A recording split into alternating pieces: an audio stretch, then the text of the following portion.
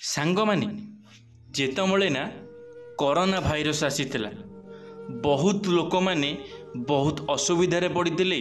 कहार business बंद हो जाइथिला, कहार company बंद हो जाइथिला, काहाकू केते कण असुविधा होइथिला, किए केते कण असुविधार सामना करिथिला। पुणी से समय देखिबाकू पड़िबो। पुणी 2025 रे आसी कोरोना आम भारत भितर पहुँची जाइछि। पुणी लोक मानकर देह असुस्थ होबाकू लागुची, लोक माने रोगरे पड़ुचंती। लोक मानकर जेतमले चेकअप हेउची कोविड-19 रो समस्ते लक्षण बाछुचंती बा कोविड-19 बाहरुची। ये हेउची आजिकार न्यूज। आपण माने टीवी खोलिले मात्रे आपण मानकू कोरोनार न्यूज मिलुची। आज आमे जानिबा सेई कोरोनार किछि काल कथा। भविष्यत रे आम सांगरे जहाँ सबू घटिबाकू जाउची सेही विषय रे आज आमे आलोचना करिबा। सांग माने मु विश्वजीत आपण मानकू स्वागत करुछि मोर एक नुआ भिडियो रे। आशा करिबी मोर ए भिडियोटी आपण मानकू भलो लागिबो। आपण माने भिडियोटी को शेष पर्यंत निश्चित भाव में देखिबे। चलंतु सांग माने आजिरो भिडियोटी आरंभ करिबा। कोरोनार प्रकृत तांडव आसीबाकू एबे भी बाकी अछि। आतंक सृष्टि कला बाबा भेंगांक भविष्यवाणी।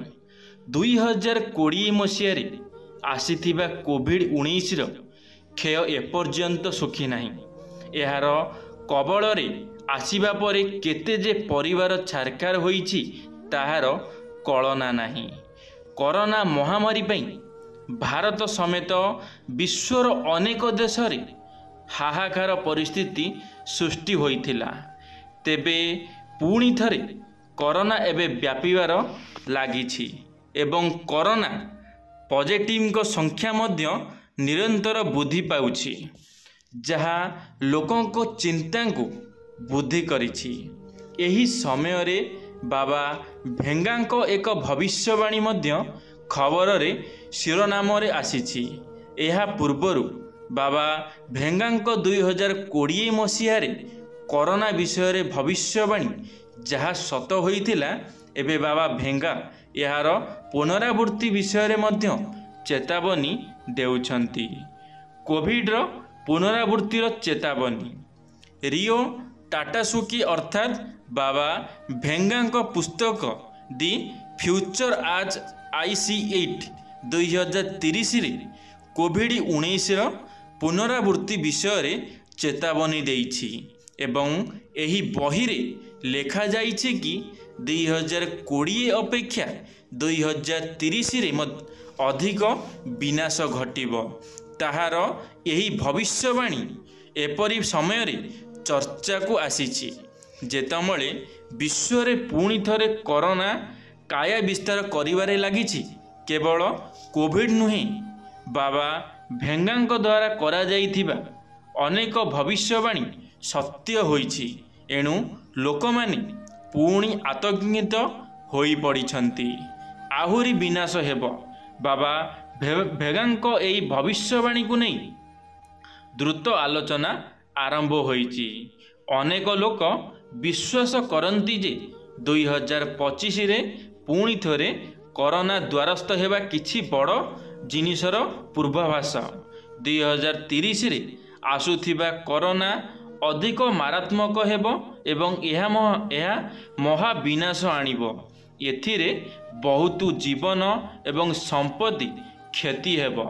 तथापि किछि लोक बाबा भेंगांक एही भविष्यवाणी को अणदेखा करिछंती, किंतु वर्तमानर परिस्थिति को दृष्टि रे रखी देश रे कोरोना मामला द्रुत गति रे वृद्धि पाइबारु एपरी भविष्यवाणीर मानसिक प्रभाव को अणदेखा करा जाई पारिबो नाही। देश रे कोविड-19 रो मामला केंद्रीय स्वास्थ्य मंत्रालयर वेबसाइट अनुଯାयी आम देश रे कोविड-19 रो मोट सक्रिय मामला संख्या 2710 रे पहुंची। केरल रे सर्वाधिक संख्यक कोरोना भाइरस सक्रिय मामला रही, जेउठारे 1147 रोगी चिकित्साधीन अछंती।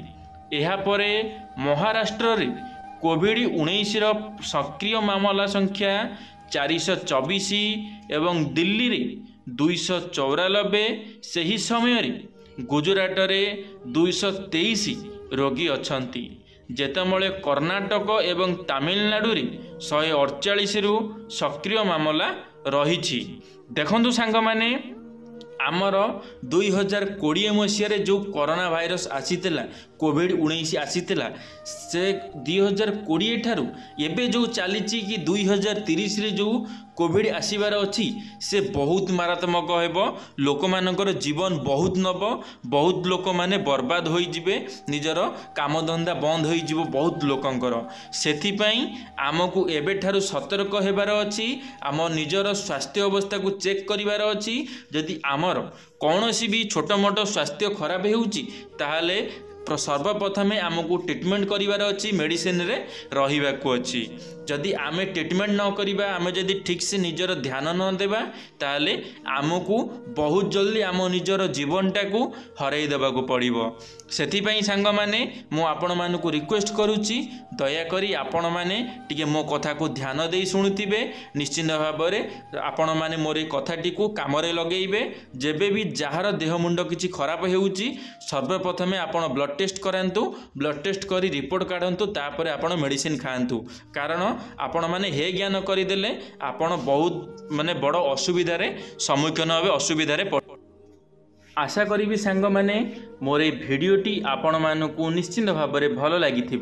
जदि मोर भिडियोटी आपण मानकु भल लगी लाइक टे करिवे, सांग मानक मध्य शेयर निश्चित भाव में करिवे, कमेंट बॉक्स रे आपण मानकर मतामत देवे।